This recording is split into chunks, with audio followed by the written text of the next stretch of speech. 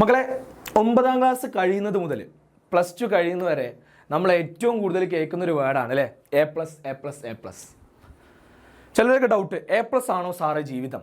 A plus കൊണ്ട് ജീവിതം തീരുമാനിക്കാൻ പറ്റുമോ? അങ്ങനെയൊക്കെ ചോദിക്കുന്നവരുണ്ടാവും. ചിലർ പറയുന്നത് എന്താ വെച്ച് കഴിഞ്ഞാൽ, സാറേ ക്യാഷല്ലേ ജീവിതം, ക്യാഷ് ഉണ്ടെങ്കിലല്ലേ ജീവിക്കാൻ പറ്റുള്ളൂ.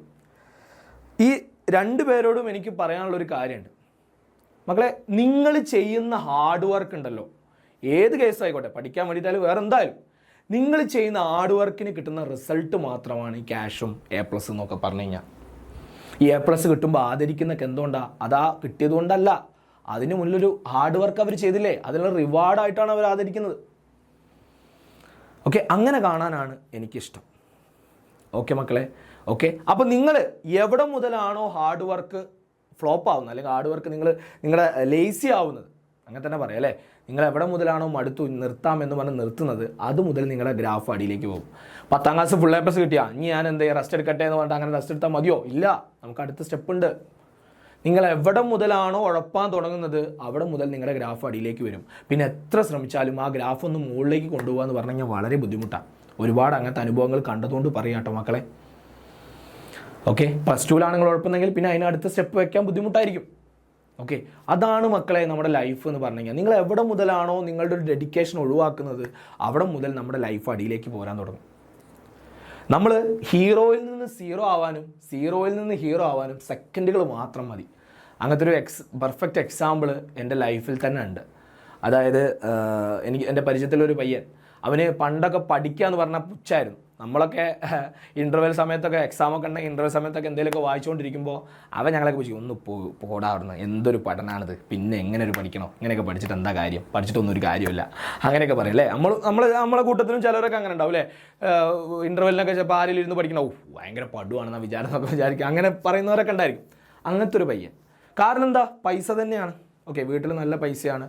അച്ഛനെനിക്ക് തോന്നുന്നു KCBയിലെ കോൺട്രാക്ടർ അങ്ങനെ എന്തോ ആണ്. അതുകൊണ്ട് തന്നെ നല്ല ക്യാഷുള്ളൊരു സമയമായിരുന്നു ആ സമയത്ത്. അതുകൊണ്ട് തന്നെ പൈസേൻ്റെ ബുദ്ധിമുട്ടും അങ്ങനത്തെ വിഷമമൊന്നും അവൻ അറിഞ്ഞിട്ടില്ല. അതുകൊണ്ട് തന്നെ ആയിരിക്കാം അങ്ങനത്തെ ഒരു അവസ്ഥ ഒന്നും എനിക്കറിയില്ല. ഓക്കെ, അപ്പോൾ അങ്ങനെ ഇരിക്കുന്ന സമയത്താണ് എന്ത് ചെയ്യുന്നത്, +2 കഴിഞ്ഞു. അവൻ ജസ്റ്റ് ഒന്ന് പാസ്സായി. +2 ഫെയിലായി എന്ന് തന്നെ പറയാം, ഒന്നൊരു പാസ്സായി, അത്രേ ഉള്ളൂ. അല്ലാതെ വലിയ A+ഓ പെർസെൻറ്റേജോ ഒന്നുമില്ല. പെട്ടെന്ന് കുറച്ച് ദിവസം കഴിഞ്ഞപ്പോൾ പെട്ടെന്ന് എന്ത് ചെയ്തു, അവൻ്റെ അച്ഛനും അമ്മയ്ക്കും ഒരു ആക്സിഡൻറ്റ്, ബൈക്കിൽ നിന്ന് വീണ് ചെറിയൊരു ആക്സിഡൻറ്റ് പറ്റി. രണ്ടുപേരും കടപ്പിലായി.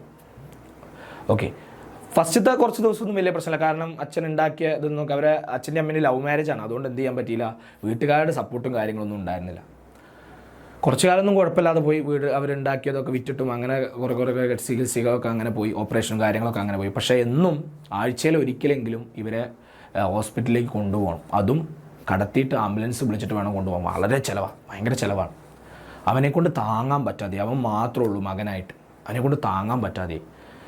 പക്ഷെ അവൻ പണിയെടുക്കുന്നത് എന്താ വെച്ച് കഴിഞ്ഞാൽ, +2 തോറ്റ ആളാണല്ലോ. +2 വലിയ മാർക്കൊന്നും ഇല്ലാത്തതുകൊണ്ടും നിങ്ങൾക്കറിയാമല്ലോ, ഡിഗ്രിക്കൊന്നും പോയതേ ഇല്ല. കിട്ടുന്ന പണി എന്ന് പറഞ്ഞാൽ ചെറിയ കൂലിപ്പണി പോലത്തെ പണികളായിരിക്കും. അതുകൊണ്ട് ഉള്ള ശമ്പളം എന്ന് പറഞ്ഞാലും വളരെ തുച്ഛമായിരിക്കും. പൈസേൻ്റെ നല്ല ബുദ്ധിമുട്ട് അവൻ അനുഭവിക്കാൻ തുടങ്ങി.